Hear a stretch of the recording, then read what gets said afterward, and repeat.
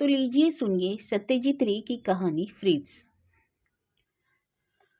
जयंत की और कुछ क्षणों तक ताकते रहने के बाद उससे सवाल किए बिना नहीं रह सका। अरे, आज तो बड़ा ही मरियल जैसा दिख रहा है, तबीयत खराब है क्या? जयंत अपने अनमनेपन को दूर हटाकर बच्चे की तरह हंस दिया और बोला, ना, तबीयत तो खराब नहीं है, बल्कि ताजगी ही महसूस कर रहा हूँ। सचमुच जगह अच्छी है, पर तेरी तो जानी पहचानी जगह है, पहले यह पता नहीं थी क्या जगह इतनी अच्छी है? भूल ही चुका था। जयंत ने एक लंबी सांस ली। इतने दिनों के बाद धीरे धीरे सब कुछ याद आ रहा है। बंगला पहले के जैसा ही है। कमरों में भी कोई खास परिवर्तन नहीं किया गया। फर्नीचर भी पुराने जमाने का ही है, जैसे बेत की ही है टेबल और कुर्सियां।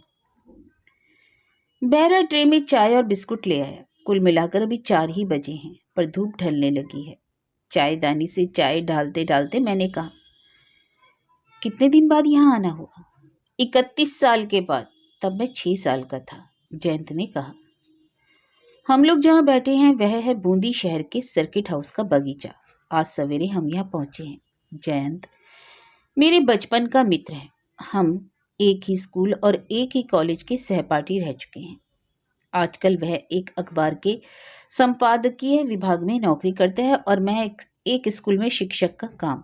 नौकरी जीवन में हम लोगों में अलगाव आ जाने पर भी हमारी दोस्ती ज्यों की त्यों बनी है। हम लोगों ने बहुत पहले ही राजस्थान के भ्रमण करने की योजना बनाई थी। दोनों को एक साथ छुट्टी मिलने में असुविधा हो रही थी। आज इतने दिनों के बाद यह संभव हुआ है। साधारण आदमी राजस्थान आते हैं तो शुरू में जयपुर, चित्तौड़, उदयपुर ही देखते हैं, मगर जयंत पहले से ही बूंदी जाने पर दबाव डाल रहा था। मैंने भी आपत्ति नहीं की, क्योंकि बचपन में मैंने रविंद्रनाथ की बूंदी का किला कविता पढ़ी थी और उस किले को इतने दिनों के बाद देखने का मौका मिला।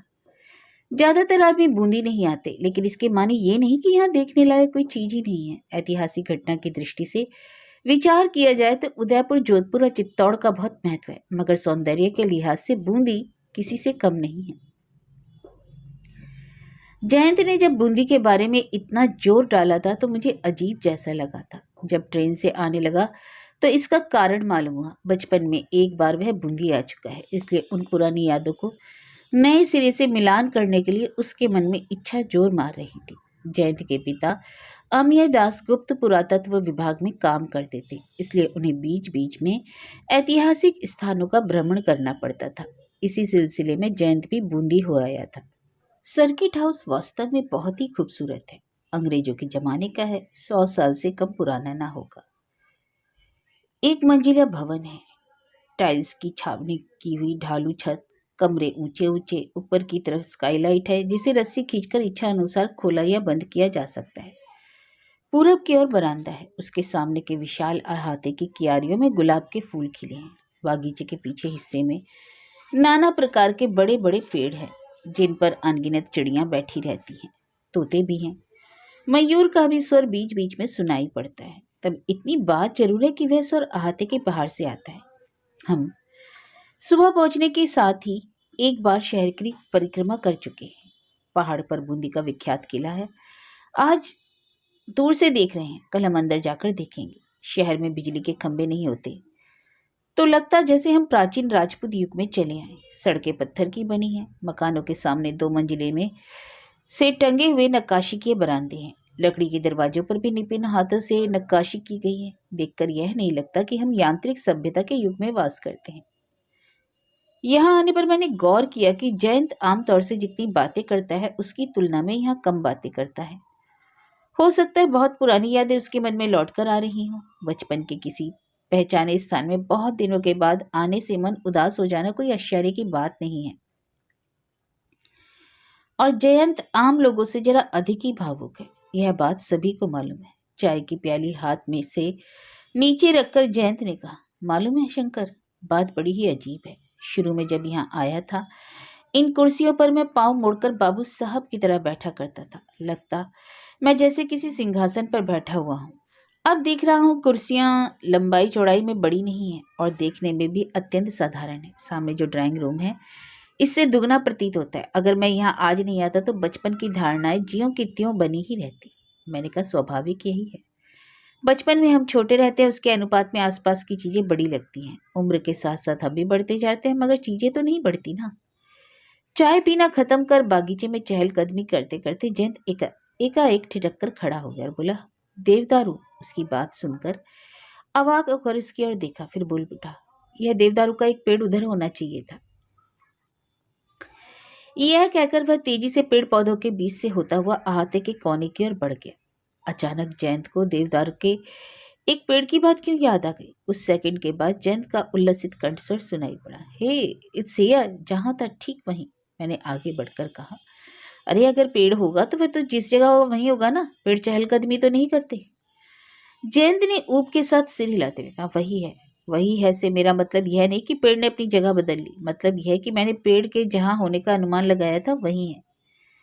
लेकिन पेड़ की बात तुझे अचानक क्यों याद आ गई।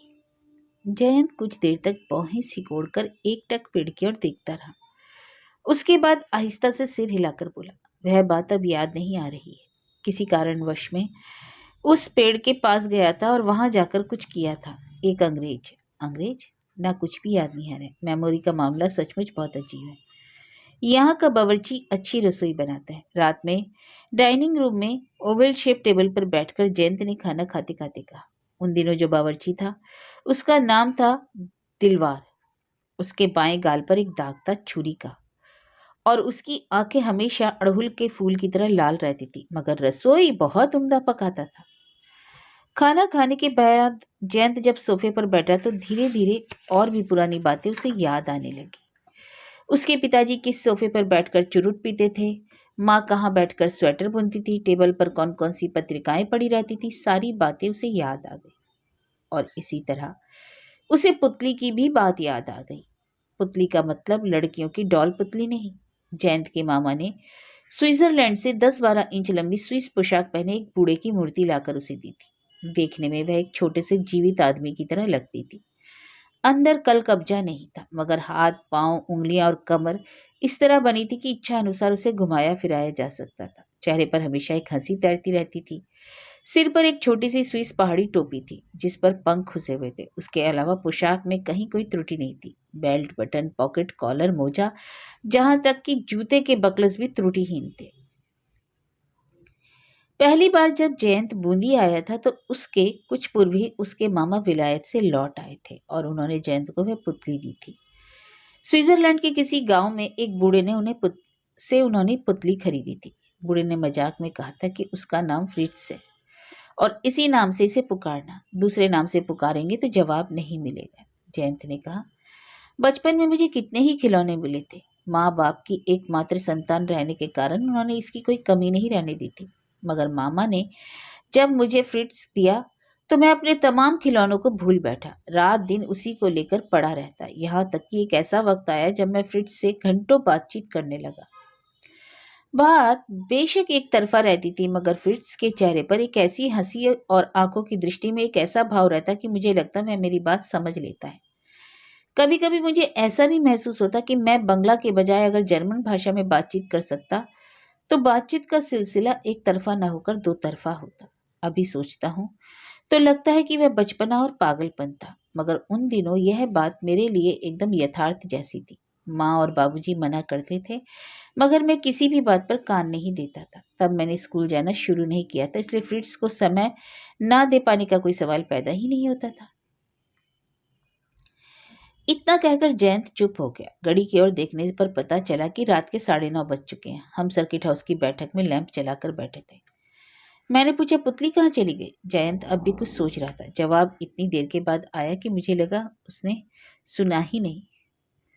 पुतली को बूंदी ले आया था, यहीं टूट गई थी। टूट गई कैसे, मैंने पूछा। जयंत ने एक लंबी सांस ली और कहा, एक दिन हम बाहर बरामदे में बैठकर चाय पी रहे थे। पुतली को बगल में घास पर रख दिया था। पास ही बहुत से कुत्ते जमा हो गए थे। तब मैं जिस उम्र का था मुझे चाय नहीं पीनी चाहिए थी, मगर मैंने जिद करके चाय ली और पीने लगा। चाय की प्याली अचानक तिरछी हो गई और थोड़ी सी गर्म चाय मेरे पैंट पर गिर पड़ी। बंगले के अंदर जाकर मैंने पैंट बदला। उसके बाद जब बाहर आया तो पुतली को वहां नहीं पाया। खोज पड़ताल करने पर देखा सड़क के दो कुत्ते मेरे फ्रिट्ज को लेकर टॉग ऑफ वार खेल रहे हैं। चूंकि वह बहुत मजबूत चीज थी इसलिए फटकर 2 टुकड़ों में नहीं बटी, लेकिन उसका चेहरा शक्त विशक्त हो गया और कपड़ा फट गया। यानी मेरे लिए फ्रिट्ज का कोई अस्तित्व रह ही नहीं गया। He was dead. उसके बाद जयंत की कहानी मुझे बहुत मजेदार लग रही थी। उसके बाद क्या? नियमानुसार फ्रिट्ज की अंत्येष्टि संपन्न कर दी। इसका मतलब उस देवदारू के नीचे उसे दफना दिया। इच्छा थी ताबूत का इंतजाम करूं, क्योंकि विलायती आदमी था ना, कोई बक्सा होता तो भी काम चलता। मगर बहुत खोजने ढूंढने पर भी कुछ ना मिला, इसलिए आखिरकार उसी तरह उसे दफना दिया। इतनी देर के बाद देवदारू के पेड़ का रहस्य मेरे सामने स्पष्ट हुआ। 10 बजने पर हम सोने चले गए। एक खासे बड़े बेडरूम में अलग अलग 2 पलंगों पर हमारे बिस्तर बिछे थे। कलकत्ते में पैदल चलने का अभ्यास नहीं था। एक तो यूं ही थकावट महसूस हो रही थी और उस पर डलनप पिलो। हाथ माथे के नीचे तकिया रखते ही 10 मिनट के अंदर नींद ने मुझे अपनी बाहों में भर लिया। तब रात कितनी हो चुकी थी पता नहीं। किसी चीज की आवाज से नींद टूट गई। बगल की तरफ मुड़ने पर जयंत को बिस्तर पर बैठा हुआ पाया। उसके बगल में टेबल लैंप जल रहा था। उसकी रोशनी में जयंत के चेहरे पर घबराहट दिख रही थी। मैंने पूछा, क्या हुआ, तबीयत खराब है क्या? इस बात का जवाब ना देकर जयंत एक दूसरा सवाल ही पूछ बैठा। सर्किट हाउस में बिल्ली या चूहा जाती है, कोई चीज है? मैंने कहा, रहे तो इसमें कोई आश्चर्य की बात नहीं, पर तुम ऐसा क्यों पूछ रहे हो? छाती पर चढ़कर कोई चीज गई, इसलिए मेरी नींद टूट गई। मैंने कहा, चूहा आमतौर से नाली से आता है, इसके अलावा मुझे यह मालूम नहीं कि चूहा खाट पर चढ़ता है कि नहीं। जयंत, इसके पहले भी एक बार मेरी नींद टूट चुकी है। तब खिड़की से खचखच जैसी आवाज आ रही थी। अगर खिड़की से आवाज आ रही है तो ज्यादा संभावना बिल्ली की हो सकती है। मगर जयंत के मन से खटका दूर नहीं हो रहा था। मैंने कहा, रोशनी जलाने पर किसी चीज पर नजर नहीं पड़ी? नथिंग। इतना जरूर है कि नींद खुलते ही बत्ती नहीं जलाई थी। शुरू में अचकचा उठा। सच कहूं तो थोड़ा थोड़ा डर लग रहा था। रोशनी जलाने के बाद किसी चीज पर नजर नहीं पड़ी। इसका मतलब यह है कि कोई चीज अगर आई होगी तो वह कमरे के अंदर ही होगी। सो तो दरवाजा बंद है। मैं तुरंत बिस्तर से नीचे उतर आया। घर के हर कोने में, खाट के नीचे, सूटकेस के पीछे जगह खोज पड़ताल की, कहीं कुछ नहीं था। बाथरूम के पल्ले उड़के हुए थे। मैं उसके भीतर भी खोजने गया। तभी जयंत ने धीमी आवाज में मुझे पुकारा, शंकर। मैं कमरे के अंदर लौट आया। देखा जयंत अपनी रजाई के सफेद खोल की तरफ देख रहा है। जब मैं उसके पास गया तो उसने रजाई के एक हिस्से को रोशनी की तरफ बढ़ाकर कहा, देखो यह क्या है? मैंने जब झुककर कपड़े की तरफ देखा तो उस पर हल्के कत्थई रंग की गोल गोल छोटी छोटी छापें थी। मैंने कहा, बिल्ली के पंजे की छाप हो सकती है। जयंत कुछ बोला नहीं। पता नहीं वह बेहद चिंतित हो गया। रात के 2:30 बज रहे थे। इतनी कम नींद से मेरी थकावट दूर नहीं होती है। इसके अलावा कल दिन भर चक्कर लगाना है, इसलिए यह कहकर कि मैं बगल में ही हूँ, भय का कोई कारण नहीं कि छाप पहले से भी हो सकती है। मैंने उसे आश्वासन दिया और बत्ती बुझाकर फिर से लेट गया। मुझे इसमें संदेह नहीं था कि जयंत ने जो कुछ कहा है वास्तव में वह सब उसने सपने में देखा है। बूंदी आने पर उसे पुरानी बातें याद आ गई और वह मानसिक तनाव में जी रहा है। इसी से बिल्ली के चलने का सपना देखा होगा। रात में अगर कोई और घटना घटी हो तो इसके बारे में मुझे कुछ मालूम नहीं। जयंत ने भी सवेरे उठने के बाद नए अनुभव के बारे में नहीं बताया। तब हाँ, देखने पर यह जरूर लगा कि वह रात में ठीक से सोया नहीं। मैंने मन ही मन तय किया कि मेरे पास जो नींद की टिकिया है, आज रात सोने के पहले उसे एक टिकिया जयंत को खिला दूंगा। अपनी योजना के अनुसार हम नाश्ता पानी करके 9 बजे बूंदी का किला देखने चले गए। गाड़ी का इंतजाम पहले से ही था। किले के पास पहुंचते पहुंचते 9:30 बज गए। यहाँ आने पर भी जयंत को बचपन की सारी बातें याद आने लगी। उनका सौभाग्यवश पुतली से कोई रिश्ता नहीं था। सच कहूं, जयंत का बचपना आनंद देखकर लग रहा था कि वह पुतली की बात भूल चुका है। वह एक एक चीज को देखता चिल्ला उठता है, गेट के ऊपर वही आती है, यह वही चांदी का पलंग है, यह वही सिंहासन, यह वही दीवार पर उकेरा हुआ चित्र है। मगर 1 घंटा बीतते ना बीतते उसका उत्साह ढीला पड़ने लगा। मैं इतना तन्मय था कि शुरू में इसे समझ नहीं सका। एक लंबी कोठरी में चहलकदमी कर रहा था और सीलिंग के झाड़ फानुसों को गौर से देख रहा था कि तभी याद आया, जयंत मेरे पास नहीं है। वह कहाँ गया? हमारे साथ एक गाइड था। उसने कहा, बाबू बाहर छत की तरफ गए। दरबार घर देखकर जब मैं बाहर आया तो जयंत को थोड़ी दूर पर छत की दूसरी तरफ दीवार के पास अनमना सा खड़ा पाया। वह चिंता में इतना डूबा था कि मैं जब उसकी बगल में जाकर खड़ा हुआ तो उसकी स्थिति में कोई परिवर्तन नहीं आया। अंत में जब मैंने नाम लेकर उसे पुकारा तो वह चौंक उठा। मैंने कहा, तुझे क्या हो गया? ठीक ठीक बता। इतनी खूबसूरत जगह आकर भी तू मुंह सीकर चुपचाप खड़ा है। मुझसे बर्दाश्त नहीं होगा। जयंत ने इतना ही कहा, तेरा देखना खत्म हो चुका। फिर अब मैं अकेला होता तो जरूरी कुछ देर रुकता, लेकिन जयंत की भाव भंगिमा देखकर सर्किट हाउस लौटना तय किया। पहाड़ पर जो रास्ता बना हुआ है वह शहर की तरफ चला गया। हम दोनों चुपचाप गाड़ी के पिछले हिस्से में बैठे। जयंत को मैंने सिगरेट ऑफर की, परंतु उसने नहीं ली। उसके अंदर एक दबी हुई उत्तेजना थी जो उसके हाथों की हरकत से जाहिर हो रही थी। कभी वह खिड़की पर हाथ रखता, कभी गोद में, फिर उंगलियों को मटकाता या नाखून दांत से काटता। यूं तो जयंत एक शांत आदमी था। उसे छटपटाते हुए देखकर मैं अशांति का अनुभव कर रहा था। 10 मिनटों तक जब यही सिलसिला चलता रहा तो मैं चुप नहीं रह सका। कहा, अपनी दुश्चिंता का कारण मुझे बता दे, हो सकता है तेरा कुछ उपकार कर दूं। जयंत ने सिर हिलाकर कहा, कहने से कोई फायदा नहीं है, क्योंकि कहूंगा तो यकीन नहीं करेगा। यकीन ना भी हो, पर उस विषय पर तुझसे विचार विमर्श तो अवश्य ही कर सकता हूँ। कल रात फ्रिट्ज में हमारे कमरे में आया था। रजाई पर उसी के पैरों के निशान थे। इस बात पर जयंत के कंधों को झकझोरने के अतिरिक्त मुझे कुछ दूसरा काम नहीं करना चाहिए था, जिसके दिमाग में इस तरह की अजीब धारणा जड़ जमाकर बैठ गई। उसे क्या कहकर समझाया जा सकता है? फिर भी मैंने कहा, तूने अपनी आंखों से तो कुछ नहीं देखा ना? नहीं। बात तब इतनी बात जरूर है कि छाती पर जो चीज चल रही थी वह चौपाया न होकर दो पाया थी। यह बात मैं साफ साफ समझ रहा था। सर्किट हाउस के पास आकर गाड़ी से उतरते समय तय किया कि जयंत को नर्व टॉनिक किस्म की कोई चीज दूंगा। सिर्फ नींद की टिकिया से काम नहीं चलेगा। बचपन की एक साधारण स्मृति 37 साल के जवान को इतना परेशान करेगी, यह किसी भी हालत में नहीं होने देना चाहिए। कमरे के अंदर आने पर मैंने जयंत से कहा, 12 बज चुके हैं, अब स्नान कर लेना चाहिए। जयंत ने कहा, पहले तू हुआ, और वह पलंग पर लेट गया। स्नान करते करते मेरे मन में एक विचार आया। जयंत को स्वाभाविक स्थिति में लाने का यही उपाय है। जो विचार आया वह यही कि अगर पुतली को किसी खास जगह में दफनाया गया है और उस जगह की जानकारी है तो वहां मिट्टी खोदने पर पुतली चाहे पहले की जैसी हालत में ना भी मिले, मगर उसका कुछ ना कुछ अंश तो अवश्य ही मिल जाएगा। कपड़े लत्ते जमीन के तले 30 साल के बाद नहीं रह सकते, मगर धातु की चीज जैसे फ्रिंज के बेल्ट का बकलस, कोट के पीतल के बटन अगर बरकरार हो तो इसमें कोई अचरज की बात नहीं। जयंत को अगर दिखाया जाए कि उसकी लाडली पुतली की केवल वे ही चीजें बची हैं और बाकी सब मिट्टी में समा गई हैं, तो हो सकता है उसके मन में यह उठपटांग धारणा दूर हो जाए।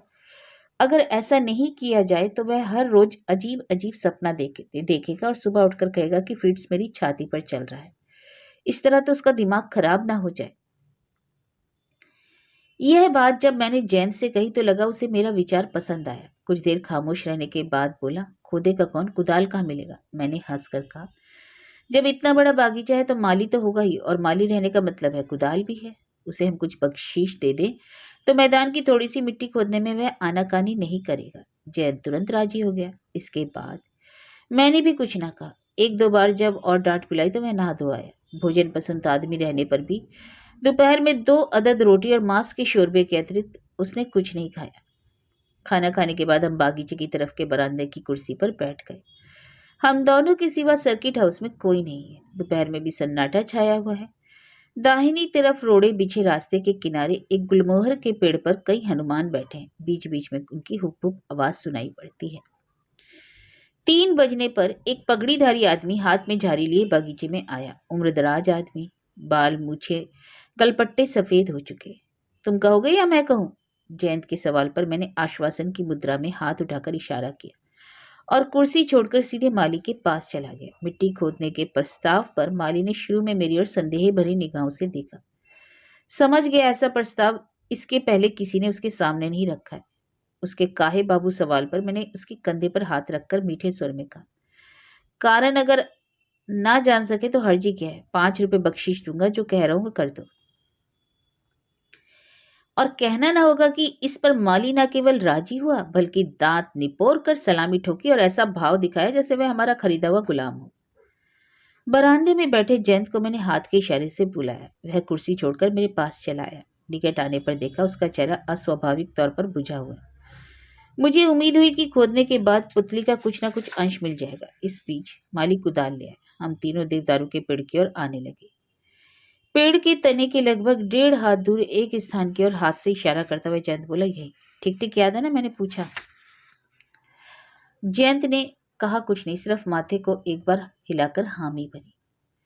कितने नीचे गाड़ा था? एक बित्ता तो हो गई। माली बेझिझक उस स्थान को खोदने लगा। आदमी रसिक मालूम होता था। खोदते खोदते पूछा कि जमीन के नीचे धन दौलत है या नहीं, और अगर हो तो उसे हिस्सा मिलेगा या नहीं।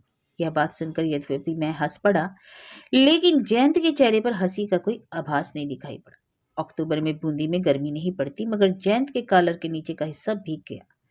वह एक टक जमीन की ओर देख रहा था। माली कुदाल चलाए जा रहा था। पुतली का कोई चिन्ह अभी तक क्यों नहीं दिखाई पड़ रहा है? एक मयूर की तेज आवाज सुनकर मैंने अपना सिर घुमाया। तभी जयंत के गले में एक से एक अजीब आवाज निकली। मेरी आंखें तत्क्षण उसकी ओर चली गई। उसकी आंखें जैसे छिटक कर बाहर निकल रही। दूसरे क्षण अपने कांपते हाथ को धीरे से बढ़ाकर तर्जनी से गड्ढे की ओर इशारा किया। उसकी उंगली भी कांप रही थी। उसके बाद एक अस्वाभाविक सूक्ष्म और भयावह स्वर में उसने पूछा,